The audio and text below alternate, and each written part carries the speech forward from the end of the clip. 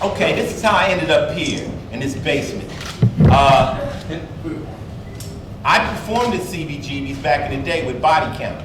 And it was an honor to be able to perform in CBGB's, which is kind of like a rite of passage to rock bands, punk bands. People in New York know about CBGB's. It's the equivalent of like, I played the Fillmore West. So you're on the same stage Jimi Hendrix was on, you know? Or if you play Apollo, you're in the same dressing room James Brown was in. So certain places have history that you need to respect. You know, certain venues are like sacred ground, and CBGB's was one of them. Now they're honoring Seymour Stein this year. Seymour Stein was the guy that signed me to Sire when nobody thought West Coast could rap.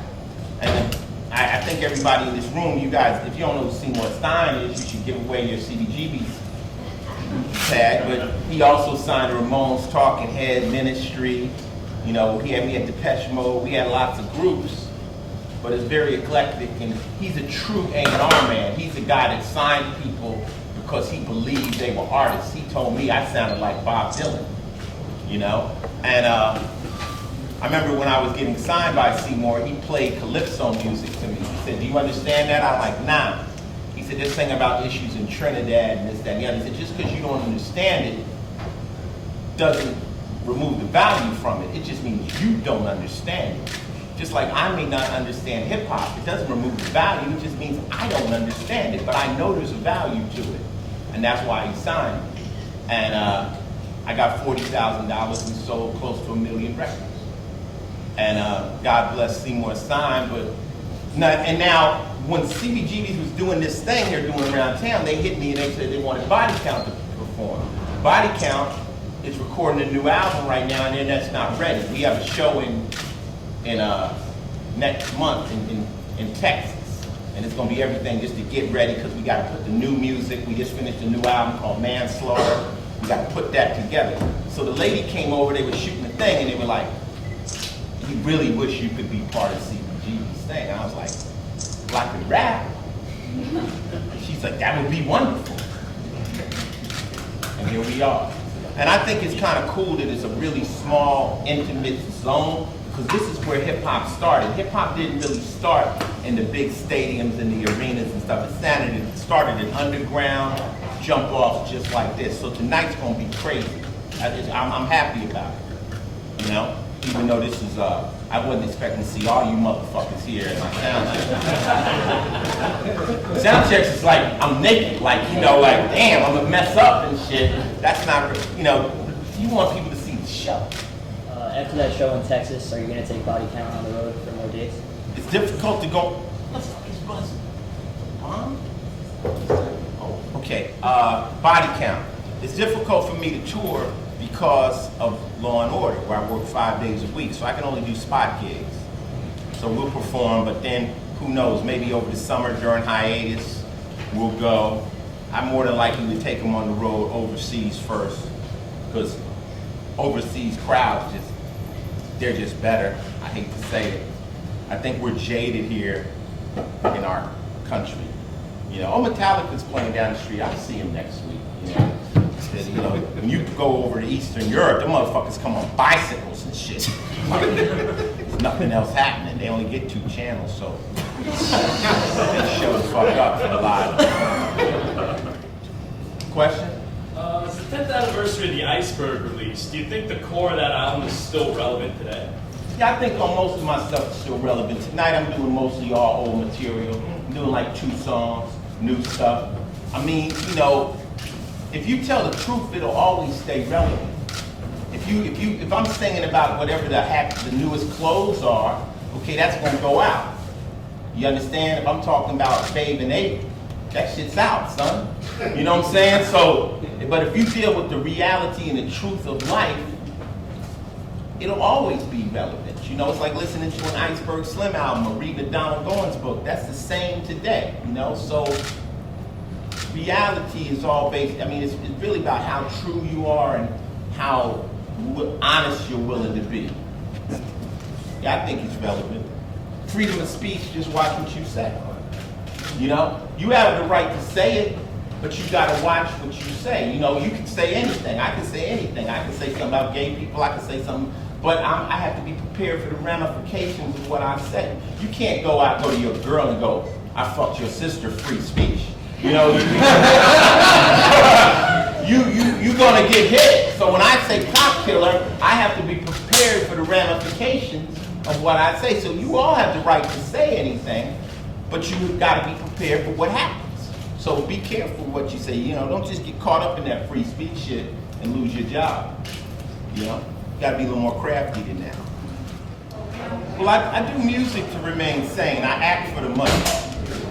You know, because acting basically you're doing someone else's vision. You know, it's like you get an instruction on what to do, lines, marks, and you do what they do. And your agenda is to try to make the director happy. But that's not really you. When you're doing music, it's all you. You create the show, you create the music, you create the image. So music is more 100%. It's not, I mean, maybe if I was in a boy band and someone was making the words for me, it would be different. But with rap, it's all about it being your own words. So yeah, it's kind of like loud. I think everyone should do something that's 100% them. Like, I don't care what job you got. Maybe you should paint, maybe you should do photography, but you need to do something in your life that's 100% you. That'll keep you sane. What's up, baby? How you? All right. That Law and Order episode that was really inspired by the Trayvon episode was really heartfelt. And I saw you on the screen and it seemed like something else. No, that was just good acting. Good acting. But what is it about that particular topic that really galvanizes people and makes such a riveting episode still? Well, what happens in the world, certain things will happen, and you can check your friends really quickly, and you can tell how they feel. Every once in a while, you have to do something that'll polarize people so that you can figure out if that's okay. You know what I'm saying? Like a little girl could get raped in your building, and you check around, and one guy doesn't seem to think there's a problem with it. Well, that's a good, now you know about this particular person. So every once in a while, certain things will happen. And I think that the Trayvon thing, you know, everybody knows that possibly could have been them. And it's one of those things where, you know, I mean, in my opinion, when you're dealing with someone who hadn't broke the law, hadn't done anything wrong, and now you're trying to convince me that out of nowhere he decided to try to kill this man, I might be whooping your ass to the point you think I'm gonna kill you, but I'm not trying to kill you. You understand? You're just getting the ass whooping. People gotta learn how to take ass whoopings. But it polarized America. Now, Law and Order, we don't do the exact thing. We use it and it motivates us. We actually whipped Paula Deen in there and made like a stew, you know? But it's entertainment, and our job is to create a story that you don't know what the answer is going to be. And one of the keys why I love Law and Order is even when the cops bust the people, the legal system might not win. And that's how it really goes. So, you know, the show is very interesting because you don't know what's going to happen. In our show, she got away. And I think at the end of my line was, that's just how it is. You know? Question? What advice would you give to the musicians who are trying to get into television or film? It's all numbers, really. So first, if you want to be a musician, be big enough musician that you hit the radar of television. That's what happened with me. I got into acting because I was a big enough artist that New Jack City, there weren't enough young black actors. Wesley Snipes had only did Major League. So they said, well, these kids are selling millions of records, maybe it'll translate to film. Now there's a lot of young actors, so that may not work. But when people ask me, well, I want to get into movies like you, I'm like, okay, go sell 10 million records. And then they'll put Chris Brown in a movie, they'll put stars in movies. And then take whatever you're trying to do seriously. Just because you think you can act, I think I'm just now getting it, and I've been doing it 20 years. It's a craft. It's difficult. I mean, when you see people like Daniel Day-Lewis doing it, it's not that easy. I mean, people see reality and they think that's easy. Yeah, reality's easy. But acting, when you got to go word for word, you can't go off script, you got to have some brain cells. You've been on SVU for 13 years. 15. 15 years, my bad. Come on, man, don't say. I actually came in the last episode of the first season. All right. So I'm part of the first season. And we know that Richard Belson's leaving. How much longer do you think you're going to stay around? I'm gonna stay till they throw my black ass off. I'm a black man. I don't jump off a boat when it's still sailing. You don't see us. We're the last motherfuckers off the Titanic. You know, I went on Law and Order to do 4 episodes, and like now it's been 15 years. Who would have thought I'd be playing the police? You know what I'm saying? But that's acting. It's like if you're gonna cast me as a street guy, that's not really acting. But if you cast me as a school teacher, you get a school teacher with an interesting dynamic. So they get a cop, just like New Jack City, with a street thug. I never really used the word thug. I always hated thugs. I was more fly than any thug. It was like thug life. I'm like, why would you want to be a thug? You know, I do my nails. Okay. So, but you got a street guy as a cop. But if you ever really dealt with the cops, they're more grimy than any gangster. So if you ever get to that level of crime where you meet those cops, you'll swear to God they drug dealers. Because their get down is so grimy. So they needed that. You know, they needed somebody that when you see me in that interrogation room, you think, you're about to smack the shit out of this dude, you know? So, I mean, I'm just on the show. I'm not no cop. I never used the cops in my life. I've never called them for nothing. I used to not be a fan of them, but that's because I was breaking the law. They was more of the opponent when I broke the law. I never hated the cops because I knew I was doing wrong. I just felt I could outdo them. Kind of like in the movie Heat. Only a sucker hates the cops. It's like, if you're breaking the law, if you know you can't get high, why are you mad at them? You know you can't do it, you just chose to do it. So a real criminal knows how to tough up. Got me. Now let's play this second game with my attorneys. You know what I'm saying? Ain't no hatred. But I feel cops is just like anybody else. There's assholes and there's cool people. You know what I'm saying? I don't give a fuck. You go to your pharmacist, if be an asshole, be a cool person. You can try to pass this idiot at the front door. This motherfucker will be an asshole or a cool motherfucker. You understand? So cops, you just get the roll of the dice. You just don't know how they're gonna act. And you can't look at them, you can't stereotype them, because the black cop will snatch me out the car and frisk me and lay me in the street, where the white cop will give me a pass. So you just don't know. This person, it's just people. Question? What music are you listening to now? Is there anybody up and coming you're really hot on? I really can't listen to today's hip hop. I like the new record by Pusha T and Kendrick Lamar. I like Locks. I like gangster rap. I listen to Mobb Deep. I listen to hard shit because when I listen to rap, I don't want to smile. I want to just think about my enemies and plot on them niggas. You know what I'm saying? I'm like, I'm rolling like, you know, I don't like hip hop to make me happy. I listen to like New Radicals. Don't give up, you got the music in you. I listen to that if I want to be happy. I'm not trying to listen to no rap to be happy. I'm bringing noise. I like hardcore shit. That to me was hip hop. I mean, when I started playing hip hop, there would be nothing but dudes in here. Nothing but dudes. So you can't be coming out singing nothing happy. Niggas will fuck you up. So now it's all girls that listen to rap. So, you know, the rappers sing to the girls. And that's cool, but I never did that. So, I don't know, what else new? I'm listening to lots of metal now. I'm listening to stuff like, Lamb of God and heavy stuff because I'm doing a Body Count album. So I'm kind of off into that. But Body Count really is kind of like my version of Black Sabbath. You know. When you did the art of rap, when it was over with, what did you learn that you didn't know at the beginning in front of you? I learned how hard it was to make a movie. Making a movie is really difficult. Making records are easy. On a scale of 1 to 10, a record is a 1, a movie is a 10. Because in a movie, you have music, you've got to edit every scene, you have time restrictions. Not only the fact that I'm using my friends, I can't edit them out. It's a lot of emotions going on in making that movie, and what I was proud of is I knew that every person that I put in it was going to be brilliant.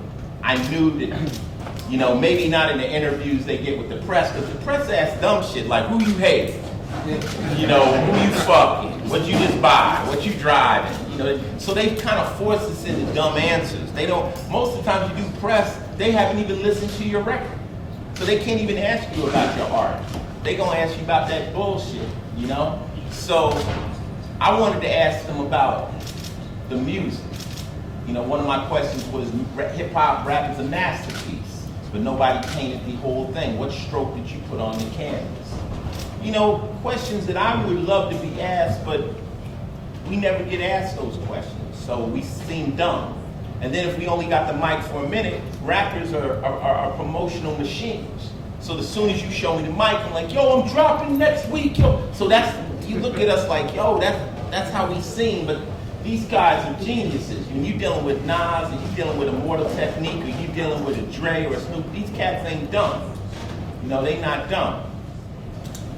I hate to ask it, but what was going through your mind with that incident that happened recently? Who? That incident with the police recently. Which one? I mean, it happens every night. Which one? I was talking about the seatbelt one. That was 2 years ago. There you go with that TMZ shit. That was 2 years ago. I got arrested for a seatbelt. They didn't see the body. They couldn't find the body. What's up with your watches? Huh? What's up with your watches? With my watch? Do you have a watch line? Jewelry. There you go. These are the questions. I got a watch line. You know, whatever. You know, if they're bad, they're pretty. I'm not even wearing it. I mean, I mean, we do things. Rappers do things. You know, we promote things. We try to branch out. We try to not put all our eggs in one bucket. You know, diversify. So we have things we connect our name to, but I'm not really here to promote watches and nothing, drinks. I'm here to do a show tonight, have some fun with my friends. That's really what we're here for. Right. And represent the CBGB's question. The West Coast is having a rebirth right now. Yes. Kendrick, with Kennedy, with all these cats. Dom Kennedy. Dom Kennedy. I mean, what's your, Our Future's killing it. Like, what's your thoughts on the youngins like really coming through and just revitalizing? Just stay lyrical. Stay lyrical. Stay heavy. Stay heavy shit. You know, when it's all said and done, nobody's gonna remember what I had. They're gonna remember what I said. They're not gonna remember what car I had. They're gonna remember what I said. That's all that's gonna be around when it's over. So just stay heavy. And don't be afraid to be heavier than the next guy. You know, I think Kendrick just dissed a few rappers and the whole world went crazy because nobody says nothing no more. You know, read some books, go heavy, and you're gonna be around. You know, people like Pop. People say, I wanna be like Pop. Well, Pop's writing the tough shit, but he's writing keep your head up, he's writing Dear Mom, he's writing heavy stuff. That's what keeps you in the business forever. You know, it's just like, I don't know what you wanna be. What do you wanna be? Do you wanna be a pop star or do you wanna be deep? Because that Kendrick album got Kendrick's dope. Kendrick is like an old spirit. But the thing of it is, Kendrick came out of Dre's camp. And to get past Dr. Dre, you gotta be dope. You look what Game came out. Look at 50 Cent. Look at M. That's like me producing you. If I produce you, you ain't coming with no corny shit. I smack the shit out of you. I snatch you out the booth. Like, I can't put you out. I can't put you out. You representing me, man. You gotta be better than that. You know, I got a young artist, Fede Marco, who's Tookie's nephew. Too heavy. I told him, I said, I don't care, I don't give a fuck about, don't rap about shit you ain't got. Rap about what's in the fucking cushions in your couch, nigga. Rap about the fucking refrigerator when you open it. Rap that shit, you know? I got a rhyme where I say, I don't rap about shit I ain't got, hoes I ain't caught, shit I ain't bought, or gats I ain't shot. The game to me is too fucking deep. If I did, I honestly believe I'd die in my sleep. You know, I don't understand all that lying in my book. But I'm an ill nigga, so, you know, and that's how I am with dudes. Like, I could be with, you could be my buddy, and I could be sitting at dinner with you, and you could go on some hate tangent. I could be like, nigga, I can't fuck with you. Yes. Myself and my man Mickey Benson decided to start a foundation called Male Awareness. Yeah. Basically, because guys don't like to go to the hospital. We don't go to the doctor until we lay flat on the back. We get in, I got a pain. When's the last time you seen a doctor? 30 years ago, you know? And we trying to make, you know, young men go to the doctor, check yourself out. You know, like I'm in the gym every day. I just turned 55. I turned 55 last year. I'm about to be 56. It's like, Ice, you in shape. I'm like, it ain't vanity, is health. You dig? My boys are dying at 45. My buddy at 47 just had a double bypass. You know what I'm saying? So now, I don't really feel like I'll die from lead poisoning. I used to be more reckless because I thought I was going to get shot. I was going to get hit with hot projectiles. So I say, I'm going to die, so I don't got to worry about it. Now I'm in another zone where I don't really think niggas going to kill me, but I still dream about it. But I just got to want to stay healthy, you know, for Coco, for my family, for the future. You know what I'm saying? I decided now, first I wanted to just live young fast. Now I want to be like an old 90-year-old nigga talking shit. Just not dying. I decided I just ain't going to die. I ain't got time for that shit. So, you know, but you're going to have to stay healthy. You're going to have to compensate for the work you didn't do because you used to be a kid and you ran around. So, yeah, we have a thing, it's called, what's the website, Mick? MaleAwarenessFoundation.org. MaleAwarenessFoundation.org. And it's just for men, so they don't have to feel like they pussies and nothing, just go there. We got all kinds of links. Check your prostate. That's kind of that's a very intimate moment. When brothers walk in, they go, so yo son, so what's the prostate? Up in the ass. I might have to die! No. But you know, if you check it out early, you can save your life.